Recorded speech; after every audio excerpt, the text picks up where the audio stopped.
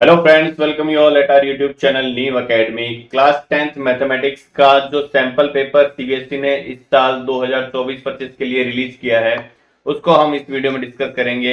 Maths basic के paper को basically हम इस वीडियो में डिस्कस करने वाले हैं। जो सेक्शन ए है उसको डिस्कस करेंगे बिकॉज सेक्शन ए की सिर्फ आंसर की सीबीएसई ने रिलीज की है, उसका सॉल्यूशन नहीं दे रखा। बाकी जो सेक्शन है उनका सॉल्यूशन गिवन है, तो आप उन सॉल्यूशंस को देख के उन क्वेश्चंस को अगर आप में कोई भी डाउट रहता है तो देख सकते हैं ना।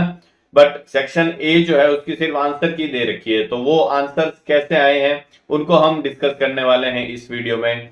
नेक्स्ट वीडियो में हम जो मैथ स्टैंडर्ड का सैंपल पेपर है उसको डिस्कस करेंगे, उसके सेक्शन ए को डिस्कस करने वाले हैं बेसिकली। ओके, तो अगर आप चाहते हो कि वो वीडियो आपसे मिस ना हो तो चैनल को सब्सक्राइब करना ना भूलें, बेल आइकन को प्रेस करें ऑल नोटिफिकेशन के लिए, जिससे जब भी हम कोई भी नया वीडियो अपलोड करेंगे आपको ऑन द स्पॉट उसका नोटिफिकेशन मिल जाएगा। स्टार्ट करते हैं सैंपल पेपर जो मैथ्स बेसिक का है उसके सेक्शन ए को।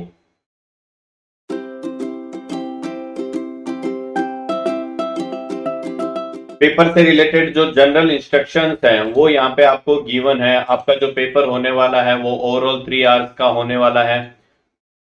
80 मार्क्स का पेपर रहने वाला है। 20 मार्क्स जो है वो आपके स्कूल से जाने वाले हैं, जो स्कूल में एग्जाम होता है उनके बेस पे 20 मार्क्स जाते हैं। ओवरऑल जो पेपर होता है उसमें 38 क्वेश्चंस होते हैं जो 5 सेक्शंस में डिवाइड होते हैं। Section A B C D और ई। जो सेक्शन ई होता है वो केस स्टडी से रिलेटेड क्वेश्चंस का होता है, जिसमें 3 क्वेश्चन होते हैं 36, 37 और 38, है ना। ये 3 क्वेश्चन जो होते हैं वो सेक्शन ई में होते हैं, जिसमें हर एक क्वेश्चन में आपको 3 क्वेश्चन दे रखे होते हैं और जो एक क्वेश्चन होता है उसमें आपको इंटरनल चॉइस दे रखी होती है। हम बेसिकली सेक्शन ए को डिस्कस करने वाले हैं, जिसमें क्वेश्चन नंबर 1 से लेकर क्वेश्चन नंबर 18 जो होता है वो मल्टीपल चॉइस आंसर टाइप होता है, मींस एमसीक्यू टाइप होते हैं। जो क्वेश्चन नंबर 19 और 20 होते हैं वो असर्शन रीजन टाइप के क्वेश्चन होते हैं। ईच क्वेश्चन जो होता है सेक्शन ए का वो 1 मार्क का रहने वाला है। इट मींस ये जो सेक्शन है वो ओवरऑल 20 क्वेश्चन है तो 20 मार्क्स का रहने वाला है। ठीक है, बाकी ये जो भी इंस्ट्रक्शन है आपको जनरली दे रखे हैं। पाई की वैल्यू आपको 22/7 लेनी है जहां पे भी रिक्वायर्ड हो, अगर कुछ भी और नहीं दे रखा है ना। अगर स्पेसिफाई नहीं कर रखा पाई की वैल्यू 3.14 लेना है, अगर ये नहीं दे रखा क्वेश्चन में तो हम पाई की वैल्यू ऑलवेज क्या लेके चलेंगे 22/7। ठीक है, देखते हैं सेक्शन ए को। जो सेक्शन ए का फर्स्ट क्वेश्चन है मैथ्स बेसिक का वो क्या था, देखो सैंपल पेपर में एचसीएफ ऑफ ये 3 नंबर्स दे रखे हैं जो प्राइम फैक्टराइजेशन की फॉर्म में ही है। तो प्राइम फैक्टराइजेशन की फॉर्म में है तो हमें एचसीएफ अगर निकालना है तो इन तीनों नंबर में जो भी कॉमन प्राइम फैक्टर है वो आपको यहां से क्या करना है, लेने हैं। ठीक है, कॉमन प्राइम फैक्टर 3, जो मिनिमम पावर होगी किसी भी प्राइम फैक्टर की वो क्या होगा, ओवरऑल कॉमन आएगा। ठीक है, तो 3 की मिनिमम पावर कौन से नंबर में, देखो यहाँ 3 की पावर 3 है फर्स्ट नंबर में, यहाँ 3 की पावर 2 है, यहाँ 3 की पावर 4 है, तो मिनिमम क्या है 3 की पावर 2 तीनों नंबर में होगा एटलीस्ट। नेक्स्ट प्राइम फैक्टर क्या है 5 है, प्राइम फैक्टर 5 तीनों में है और मिनिमम पावर कहां पे है, ये यहाँ पे है मिनिमम पावर, तो 5 की पावर 1 आ जाएगा एचसीएफ में। और प्राइम फैक्टर कौन सा है 2 है, प्राइम फैक्टर 2 की मिनिमम पावर कितनी है 2 ही है। ठीक है, मीन्स 2 की पावर 1 ही मिनिमम है, तो ये क्या हो जाएगा इसका एचसीएफ हो जाएगा। बट हमें एचसीएफ जो है वो नंबर की फॉर्म में दे रखा है, तो हम क्या कर देंगे इन प्राइम फैक्टराइज को मल्टीपल कर देंगे। 3 की पावर 2 मीन्स 9 हो गया, इंटू 5 हो गया, इंटू 2 हो गया, 5 इंटू 2 क्या हो गया 10 हो गया, इंटू 9 हो गया, तो आंसर क्या आ जाएगा 9 इंटू 10 मीन्स 90। ऑप्शन बी जो होगा इसका करेक्ट आंसर हो जाएगा। नेक्स्ट क्वेश्चन नंबर 2 क्या दे रखा है, देखो the system of linear equations represented by the lines L and M. ये लाइन एल दे रखी है और ये जो लाइन है वो एम लाइन है। ये दोनों लाइन क्या कर रही है, एक दूसरे को इंटरसेक्ट कर रही है इस पॉइंट पे, देखो है ना। तो लाइन अगर इंटरसेक्ट कर रही है दोनों, इट मींस दोनों लाइंस में एक कॉमन सॉल्यूशन है। वो सॉल्यूशन कौन सा है 0,2। ठीक है, दोनों लाइन जो है वो 0,2 पॉइंट पर एक दूसरे को क्या कर रही है, इंटरसेक्ट कर रही है। तो जब भी लाइन इंटरसेक्ट करती है तो उस केस में उसके सॉल्यूशंस निकलते हैं। जब भी सॉल्यूशंस निकलते हैं किसी भी लाइंस के तो वो सिस्टम कैसा हो जाता है, कंसिस्टेंट हो जाता है। इट मींस गिवन लाइंस क्या होगी, कंसिस्टेंट होगी। और कंसिस्टेंट होती है तो उस केस में 2 चीजें होती है, या तो होता है यूनिक सॉल्यूशन और या होता है क्या इनफाइनाइट सॉल्यूशन। इनफाइनाइट सॉल्यूशन कब होता है, जब ये दोनों लाइन एक दूसरे के ऊपर ही क्या हो जाए, मर्ज हो जाए, है ना। एक दूसरे के ऊपर ही आ जाती है, तो इस केस में इनफाइनाइट सॉल्यूशन होता है। बिकॉज अगर मैं कोई भी पॉइंट लेता हूं, सपोज मैं ये पॉइंट लेता हूं, तो ये पॉइंट दोनों लाइन पे होगा, सिमिलरली ये पॉइंट भी दोनों लाइन पे होगा, ये पॉइंट भी दोनों लाइन पे होगा, ये पॉइंट भी दोनों लाइन पे होगा। ऐसे कितने पॉइंट हो गए? इनफाइनाइट पॉइंट होंगे। ठीक है, तो जब भी सॉल्यूशन निकलेगा तो सिस्टम कैसा होगा? कंसिस्टेंट होगा। बट इस केस में दोनों लाइन कहां इंटरसेक्ट कर रही है? एक ही पॉइंट पे इंटरसेक्ट कर रही है। इट मीन सॉल्यूशन कैसा होगा? उसका यूनिक होगा। ठीक है, तो इसका आंसर क्या होगा? Consistent with unique solution. Option A जो होगा इसका करेक्ट आंसर हो जाएगा।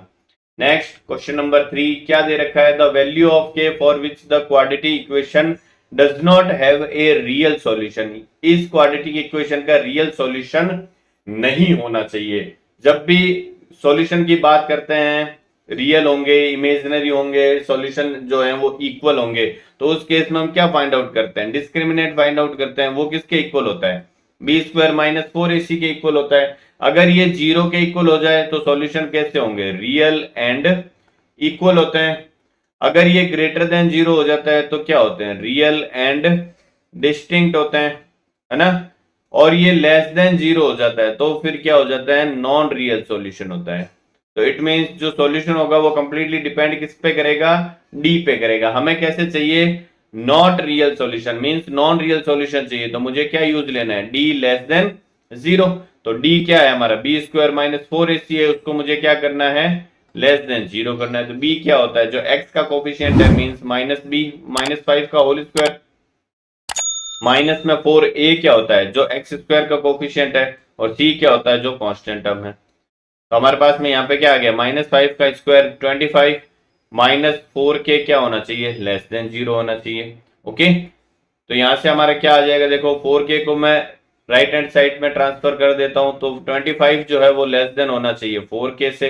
या फिर मैं इसको ऐसे लिख सकता हूँ 4k ग्रेटर देन होना चाहिए 25 से, k ग्रेटर होना चाहिए 25/4। तो ये कितना आएगा? देखो 6 टाइम कैंसिल हो जाएगा 24 से, है ना। 4 24 को 6 टाइम कैंसिल करेगा, 1 बचेगा, पॉइंट लगाऊंगा 0 आ जाएगा, 1 0 2 टाइम्स, फिर 5 टाइम। तो k जो है वो 6.25 से क्या होना चाहिए? ग्रेटर होना चाहिए। तो कौन सी वैल्यू 6.25 से ग्रेटर है? ये वाली वैल्यू है 7। ये हमारा क्या हो जाएगा? आंसर हो जाएगा। देखो k ग्रेटर देन 25/4 होना चाहिए। ठीक है, तो ये आंसर नहीं हो सकता। ये कह रहा है कि की कौन सी वैल्यू होनी चाहिए? तो इससे ग्रेटर होनी चाहिए। आई बात समझ में? तो यहाँ कंफ्यूज नहीं होना। तो इससे जस्ट ग्रेटर वैल्यू आपको क्या दे रखी है? 7 दे रखी है। तो यही हमारा क्या होगा? इस क्वेश्चन का आंसर होगा, बिकॉज हमें 25/4 से ग्रेटर वैल्यू चाहिए। नेक्स्ट क्वेश्चन नंबर 4 क्या दे रखा है? देखो the distance between the point a, b and -a, -b। तो दो पॉइंट्स के बीच में अगर डिस्टेंस फाइंड आउट करनी है तो डिस्टेंस फॉर्मूला क्या होता है? स्क्वायर रूट के अंदर x1 माइनस x2 का whole square plus y1 minus y2 का होल स्क्वायर। ठीक है, स्क्वायर रूट के अंदर x1 क्या हो जाएगा? ये सपोज x1 y1 हो गए हमारे, और ये क्या हो गए? x2 y2 हो गए, है ना।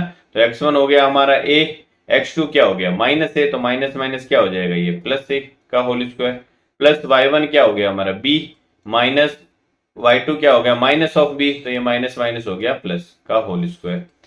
स्क्वायर रूट के अंदर हमारे पास में क्या आ गया? a प्लस a 2a का whole square, b plus b 2b का होल स्क्वायर। स्क्वायर रूट के अंदर 2a का होल स्क्वायर कितना हो जाएगा? 4a स्क्वायर, 2b का whole square 4b square.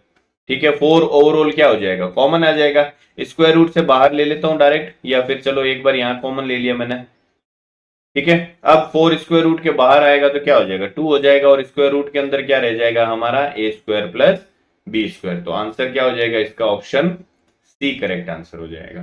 Next question number 5 क्या दे रखा है? देखो in the given figure PQ and PR are tangents to the circle centered at O if angle QPR आपको 35 दे रखा है, तो एंगल QOR ये आपको फाइंड आउट करना है। तो आपको पता होगा जनरल प्रॉपर्टी होती है कि इन दोनों एंगल का जो सम होता है वो ऑलवेज किसके इक्वल होता है? 180 डिग्री के। क्यों होता है ऐसा? बिकॉज अगर मैं इस क्वाड्रिलेटरल की बात करता हूं, देखो OQPR ये क्वाड्रिलेटरल है, इस क्वाड्रिलेटरल के सभी एंगल का सम कितना होगा? 360 डिग्री होगा। ठीक है, आपको पता है टेंजेंट और रेडियस जो है वो एक दूसरे के क्या होती है? परपेंडिकुलर। तो ये एंगल 90 डिग्री होगा, ये एंगल भी 90 डिग्री होगा। तो जब ये दोनों एंगल 90 90 हो गए मींस 180, तो ये दोनों ही होंगे मिलके, तो ये दोनों अपोजिट एंगल भी क्या होंगे फिर 180 डिग्री होंगे मिलके। तो अगर ये 35 हो गया तो फिर एंगल जो QOR है वो क्या हो जाएगा 180 डिग्री माइनस 35 डिग्री। ठीक है, 180 माइनस 35 करूंगा तो आंसर क्या आ जाएगा इसका 145 डिग्री। ओके, ऑप्शन डी जो होगा इसका करेक्ट आंसर हो जाएगा। नेक्स्ट क्वेश्चन नंबर 6 क्या दे रखा है देखो, इन ट्राइंगल एबीसी, ये कह रहा है ट्राइंगल एबीसी और पीक्यूआर जो है वो क्या है सिमिलर है। तो ट्राइंगल एबीसी और पीक्यूआर अगर सिमिलर है तो इनके करस्पॉन्डिंग साइड्स का रेशियो सेम रहेगा, means AB upon PQ equal to BC upon QR equal to AC upon PR। एक तो ये रहेगा, एंड जो करस्पॉन्डिंग एंगल है, एंगल A जो है वो एंगल P के इक्वल होगा, एंगल B जो है वो एंगल Q के इक्वल होगा, और एंगल C जो है वो एंगल R के इक्वल होगा। ठीक है, ये हमें गिवन है। Such that 3 times AB equal to 2 times PQ। आपको ये दे रखा है कि 3 टाइम्स AB जो है वो 2 टाइम्स PQ है, तो यहां से अगर मैं AB अपॉन PQ की वैल्यू फाइंड आउट करना चाहता हूं तो वो 2/3 रेशियो में गिवन है ना। एंड आपको दे रखा है BC जो है वो 10 centimetre, then find the length of QR। हमें QR फाइंड आउट करना है, तो मैं इसको यूज ले लेता हूं इन दोनों चीजों को, बिकॉज हमें AB अपॉन PQ दे रखा है और BC दे रखा है। AB अपॉन PQ का रेशियो क्या दे रखा है 2/3, BC हमें दे रखा है 10 सेंटीमीटर, तो हमें QR फाइंड आउट करना है। ठीक है, ये क्या हो जाएगा देखो 2 से 10 कैंसिल हो जाएगा, 5 टाइम्स क्रॉस मल्टीप्लाई करोगे तो QR इक्वल टू क्या आएगा 5 इंटू 3 15 सेंटीमीटर। आंसर क्या आ जाएगा इसका option B. Next question number 7 देखो क्या दे रखा है, if 3 cot A equal to 4। तो यहां से अगर मैं cot A की वैल्यू फाइंड आउट करना चाहूं तो वो 4/3 हो जाएगी। cot क्या होता है आपको, ये सपोज राइट एंगल ट्राइंगल में लेता हूं, ये यहाँ पे A ले लेता हूं एंगल, तो ये एंगल B हो गया, ये एंगल C हो गया। cot A का रेशियो दे रखा है आपको 4/3, तो cot क्या होता है बेस अपॉन परपेंडिकुलर, मींस ये जो है ये 4K हो जाएगा है ना, और ये क्या हो जाएगा 3K हो जाएगा। तो आप यहाँ पे अगर पाइथागोरस थ्योरम यूज लोगे तो AC जो आ जाएगा वो क्या आ जाएगा 5 क्या आ जाएगा ना 3 4 5।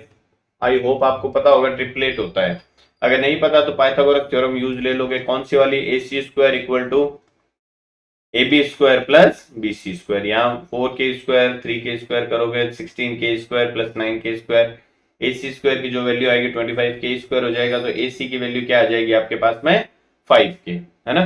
तो AC की वैल्यू हमारे पास में आ गई। हमें क्या चाहिए sec A। sec क्या होता है, sec A इक्वल टू क्या हो जाएगा, sec होता है हाइपोटेन्यूज अपॉन बेस। ठीक है, बिकॉज cos का उल्टा होता है, cos क्या होता है बेस अपॉन हाइपोटेन्यूज, तो ये हो जाएगा हाइपोटेन्यूज अपॉन बेस, मींस ये हो जाएगा 5K अपॉन 4K। K से K कैंसिल हो जाएगा, आपका आंसर क्या आ जाएगा 5/4, मींस ऑप्शन ए जो होगा इसका करेक्ट आंसर हो जाएगा। नेक्स्ट क्वेश्चन नंबर 8 क्या दे रखा है देखो, in the given figure triangle BAC is similar to. तो ये कह रहा है कि जो ट्राइंगल BAC है वो किसके सिमिलर होगा, तो यहाँ देखो C पे तो 90 डिग्री बन रहा है, तो D पे 90 डिग्री बन रहा है ना। तो मैं BAC है, अगर C पे 90 बन रहा है तो यहाँ D पे क्या बन रहा है 90, तो C और D क्या हो गए एक दूसरे के करस्पॉन्डिंग एंगल हो गए। सिमिलरली A जो है वो दोनों में कॉमन आ रहा है दोनों ट्राइंगल में है ना, तो A की जगह A हो जाएगा, B की जगह क्या आ रहा है यहाँ पे E आ रहा है। ऑब्वियस सी बात है, ये दोनों एंगल अगर सेम हो गए तो ये जो थर्ड एंगल बचेगा वही क्या होगा फिर एक दूसरे के इक्वल होंगे ना, है ना। तो B जो है वो सिमिलर होगा, करस्पॉन्डिंग होगा किसके E के। तो आपका आंसर क्या हो जाएगा BAC जो है वो सिमिलर होगा किसके EAD के, मींस ऑप्शन बी जो होगा इसका करेक्ट आंसर हो जाएगा। नेक्स्ट क्वेश्चन नंबर 9 क्या दे रखा है, इफ HCF ऑफ, दो नंबर दे रखे हैं 420 एंड 189, इनका HCF 21 दे रखा है, तो हमें इनका LCM फाइंड आउट करना है। तो आपको पता होगा थ्योरम है, किन्हीं भी दो नंबर का LCM इंटू HCF जो होता है वो उन दोनों नंबर के प्रोडक्ट के हमेशा इक्वल होता है। LCM और HCF का जो प्रोडक्ट होता है उन दोनों नंबर के प्रोडक्ट के इक्वल होता है। दोनों नंबर का हमें क्या दे रखा है HCF दे रखा है, तो LCM हमें फाइंड आउट करना है, तो LCM इंटू HCF कितना दे रखा है 21, इक्वल टू नंबर क्या दे रखे हैं, एक नंबर दे रखा है 420, एक नंबर दे रखा है 189। ठीक है, 21 से 420 कैंसिल हो जाएगा, 2 टाइम्स 20 टाइम्स हो जाएगा, 21 इंटू 2 42 होता है ना, तो 189 इंटू 20 करना है आपको। तो एलसीएम अगर मैं फाइंड आउट करना, 189 इंटू 2 कर देता हूँ, 9 2 जा क्या हो जाएगा 18, 1 कैरी हो जाएगा, 8 2 जा 16 एंड 1 17, 1 कैरी, 2 1 जा 2 एंड 1 कैरी 3, और ये पीछे लग जाएगा 0। तो 3780 मीन्स ऑप्शन सी जो होगा इसका करेक्ट आंसर हो जाएगा। नेक्स्ट क्वेश्चन नंबर 10 क्या दे रखा है, the fourth term from the end of the AP. आपको ये जो एपी दे रखी है इसका एंड से फोर्थ टर्म फाइंड आउट करना है ना। तो अगर मैं ये एपी देखता हूं, इस एपी को अगर मैं उल्टा कर देता हूं तो हमें क्या फाइंड आउट करना पड़ेगा, स्टार्टिंग से फोर्थ टर्म फाइंड आउट करना पड़ जाएगा, है ना। हमें एपी क्या दे रखी है, देखो -8 -5 -2 तो ऑन 49, ये हमें एपी दे रखी है ना। इस एपी का फर्स्ट टर्म क्या दे रखा है आपको, -8 दे रखा है, और कॉमन डिफरेंस जो है वो क्या है -5 माइनस माइनस +8 करूंगा तो क्या आ जाएगा, कॉमन डिफरेंस 3 का आ रहा है। ठीक है, अब अगर मैं इस एपी को उल्टा कर देता हूं तो कॉमन डिफरेंस क्या हो जाएगा, चेंज हो जाएगा ना। अभी प्लस में आ रहा है, फिर क्या हो जाएगा माइनस में हो जाएगा। तो एपी को अगर मैं उल्टा करता हूं तो एपी तो सेम ही रहेगी ना, है ना। जो टर्म्स होंगे वो तो क्या रहेंगे, सेम होंगे, बस जो स्टार्टिंग से आ रहे थे वो क्या हो जाएंगे, लास्ट से हो जाएंगे, और जो लास्ट से आ रहे थे वो क्या हो जाएंगे, स्टार्टिंग से हो जाएंगे। तो अगर मैं इसको उल्टा कर देता हूं तो अभी ये देखो इंक्रीजिंग एपी है, उल्टा करूंगा तो डिक्रीजिंग एपी बन जाएगी। कॉमन डिफरेंस क्या हो जाएगा, पहले 3 था तो अब क्या हो जाएगा -3 हो जाएगा, और फर्स्ट टर्म जो है क्या हो जाएगा, जो पहले लास्ट टर्म था मीन्स 49। अब इसमें -3 करूंगा तो ये क्या आ जाएगा 46 आ जाएगा, फिर 43 आ जाएगा, और लास्ट में चलते चलते ये क्या बन जाएगा -8। ये हमारी क्या बन जाएगी, अब एपी बन जाएगी। तो अगर मैं इस एपी का स्टार्टिंग से फोर्थ टर्म फाइंड आउट कर लेता हूं, वही क्या होगा इस एपी का लास्ट से फोर्थ टर्म होगा। तो फोर्थ टर्म तो मैं डायरेक्ट यहां देख ही सकता हूं, 43 -3 करूंगा तो क्या आ जाएगा 40 आ जाएगा। तो क्लियर आंसर हो जाएगा इसका ऑप्शन बी। ठीक है, अदरवाइज वो कहता है कि लास्ट से 15th टर्म फाइंड आउट करो, तो फिर हम ऐसे नहीं करते, हम क्या कर लेते T15 फाइंड आउट कर लेते, सीधा a + 15 - 1 इंटू डी कर लेते। तो a क्या है हो जाता है इस एपी का 49 + 15 - 1 14 हो जाता, डी की वैल्यू आ जाती -3। तो ये क्या आ जाता देखो 49 - 14 इंटू 3 कितना हो जाएगा 42, ये आ जाता आपके 7। तो अगर मुझे इस एपी का लास्ट से 15th टर्म फाइंड आउट करना होता तो मैं क्या करता, इस एपी को उल्टा करके इसका स्टार्टिंग से 15th टर्म फाइंड आउट कर लेता, तो वो क्या आ जाता 7 आ जाता। ठीक है, इसी सेम यही क्वेश्चन जो है वो JEE मेंस में इस साल जनवरी का जो अटेम्प्ट था उसमें पूछा गया है। सेम यही क्वेश्चन मैं करवाऊंगा अपने चैनल पे, क्या क्वेश्चन था वो, उसी में यही फाइंड आउट करना था कि लास्ट से टर्म निकालो। ठीक है, तो इतना इजी कभी कभी पूछ लेते हैं जेई में भी, तो आपका फंडामेंटल जो है वो क्लियर होना चाहिए। नेक्स्ट क्वेश्चन नंबर 11 क्या दे रखा है देखो, in the given figure if triangle OCA similar है ट्राइंगल OBD के, मीन्स ये जो C है वो इसके करेस्पॉन्डिंग होगा, और ये जो A है वो इसके करेस्पॉन्डिंग होगा ना। Then angle OAC is equal to angle OAC, तो OAC तो 50 80 हो गया ना, 50 80 आ जाएगा आंसर इसका। ऑप्शन ए जो होगा इसका करेक्ट आंसर होगा। ठीक है, next, if perimeter of given triangle is 38, इस ट्राइंगल का पेरीमीटर आपको 38 गिवन है, then length AP is equal to, length AP जो है वो हमें फाइंड आउट करना है। ठीक है, पेरीमीटर दे रखा है 38 है टोटल। ओके, तो एक चीज मुझे बताओ, किसी भी एक्सटर्नल पॉइंट से सर्कल पे जो टेंजेंट खींचते हैं उनकी जो लेंथ होती है वो क्या होती है, ऑलवेज इक्वल होती है। तो अगर BR 6 सेंटीमीटर है तो BP भी क्या होगा 6 सेंटीमीटर होगा। सिमिलरली CR अगर 8 है तो CQ भी क्या होगा 8 सेंटीमीटर होगा। सिमिलरली अगर AP में X लेता हूं तो AQ भी क्या होगा X होगा। आई बात समझ में। तो हमें क्या फाइंड आउट करना है, हमें ये X ही तो फाइंड आउट करना है AP, और हमें पेरीमीटर दे रखा है, पेरीमीटर का मतलब AB + BC + CA, इसकी वैल्यू आपको दे रखी है 38। तो AB क्या हो जाएगा AP प्लस 6 हो जाएगा ना, AP plus PB means AB जो है वो हो जाएगा X प्लस 6 प्लस BC क्या हो जाएगा, BC तो 14 है ऑलरेडी, प्लस CA क्या हो जाएगा सॉरी, CA क्या हो जाएगा X प्लस 8, ये टोटल 38 के इक्वल होगा। तो X एंड X कितना हो जाएगा 2X प्लस ये कितना आ जाएगा देखो 14 और ये 8 एंड 6 14 मीन्स 28 इक्वल टू 38 आ गया। तो 2x की वैल्यू किसके इक्वल आ जाएगी 10 के इक्वल, x की वैल्यू क्या आ जाएगी 5 सेंटीमीटर, और वही क्या है आपका AP है, मीन्स ऑप्शन बी जो होगा इसका करेक्ट आंसर हो जाएगा, है ना। नेक्स्ट क्वेश्चन नंबर 13 क्या दे रखा है देखो 1 minus 10 square 30 upon 1 plus 10 square 30। तो 1 माइनस 10 30 की वैल्यू क्या होती है 1/√3,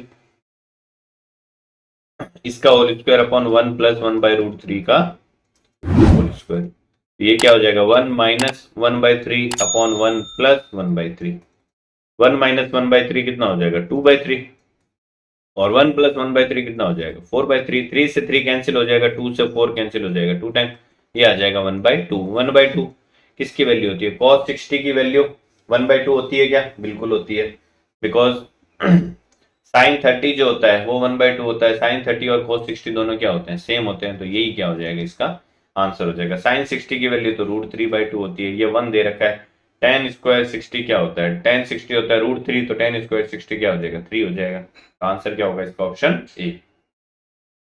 next question number 14 the total surface area of a solid hemisphere of radius R, एक हेमिस्फेयर दे रखा है सॉलिड, इसका total surface area find out करना है हमें, है ना। तो सरफेस एरिया जो होता है वो वाला ये कितना होता है 2πr² होता है, और ये जो अपर सरफेस है इसका एरिया कितना होता है πr² होता है, तो टोटल कितना हो गया 3πr², मीन्स ऑप्शन सी जो है इसका करेक्ट आंसर हो जाएगा। Next question number 15 which of the following can not be the probability of an event, किसी भी इवेंट की जो प्रोबेबिलिटी होती है वो हमेशा 0 और 1 के बीच में रहती है, 0 प्रोबेबिलिटी इम्पॉसिबल इवेंट की होती है और 1 प्रोबेबिलिटी श्योर इवेंट की होती है। तो इनमें से जो ऑप्शन 0 और 1 के बीच में है वो तो पॉसिबल है, उससे बाहर अगर कोई है ऑप्शन डी जो है प्रोबेबिलिटी 4 कभी भी नहीं हो सकती, तो यही क्या हो जाएगा इसका आंसर हो जाएगा, बिकॉज ये बोल रहा है कैन नॉट बी, है ना, तो 4 प्रोबेबिलिटी कभी भी नहीं हो सकती। Next question number 16 the roots of the quadratic equation are, ये कह रहा है इस क्वाड्रेटिक इक्वेशन के रूट्स कैसे होंगे, तो रूट्स का नेचर अगर मुझे फाइंड आउट करना है तो मुझे डिस्क्रिमिनेट फाइंड आउट करना होता है, वो b² - 4ac के इक्वल होता है। b क्या होता है जो x का कोफिशिएंट है मींस -4√3 का होल स्क्वायर -4a की वैल्यू है 3c की वैल्यू है 4, तो 4 का स्क्वायर हो गया 16 माइनस का स्क्वायर प्लस हो गया 4 का स्क्वायर हो गया 16√3 का स्क्वायर हो गया कितना 3, तो 16 इंटू 3 कितना हो गया 48, माइनस में ये कितना हो जाएगा 4 4 जा 16 इंटू 3 ये भी कितना हो गया 48, तो ये कैंसिल हो गया, डी की वैल्यू हमारे पास में क्या आ गई 0। जब भी डी 0 आता है तो रूट्स कैसे होते हैं रियल होते हैं एंड इक्वल होते हैं, तो real and equal option B जो होगा इसका करेक्ट आंसर हो जाएगा। नेक्स्ट क्वेश्चन नंबर 17 क्या दे रखा है the following distribution shows the marks distribution of 80 students, 80 students का मार्क्स डिस्ट्रीब्यूशन दे रखा है द मीडियन क्लास, आपको मीडियन क्लास फाइंड आउट करना है, ठीक है। तो हम सबसे पहले तो क्या फाइंड आउट करते हैं CF फाइंड आउट करते हैं, जब भी हमें मीडियन की बात होती है CF क्या होता है, ये बिलो 10 दे रखा है, बिलो 20 दे रखा है, बिलो 30 दे रखा है, बिलो 40 दे रखा है, बिलो 50 दे रखा है और बिलो 60 दे रखा है ना। तो हम क्या फाइंड आउट करेंगे सबसे पहले क्लास फाइंड आउट कर लेते हैं, ठीक है। क्लास क्या होगी देखो 0 से 10, 10 to 20, 20 to 30, 30 to 40, 40 to 50 and 50 to 60, okay. ये हमने हमारी क्लास डिफाइन कर दी सबसे पहले, फिर फ्रीक्वेंसी डिफाइन करते हैं। देखो 0 से 10 में कितना होंगे, बिलो 10 वाले सभी जो हैं वो 0 से 10 में होंगे, तो इसकी फ्रीक्वेंसी आ गई 2।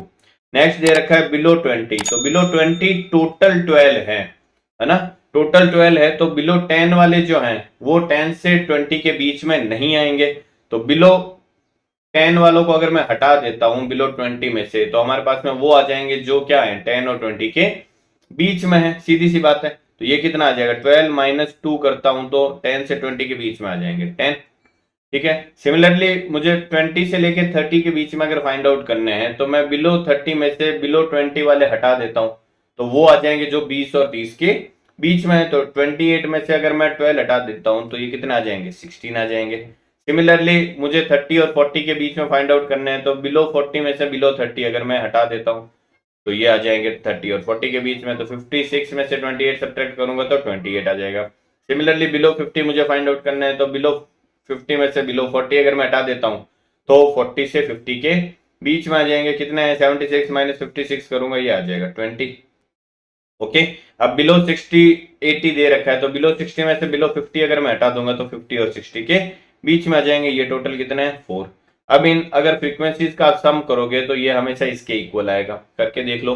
देखो ये कितना है, 2 10 12 12 एंड 16 28 28 28 कितना हो गया, 56 56 और 4 कितना हो गया, 60 60 और 20 कितने हो गए, 80।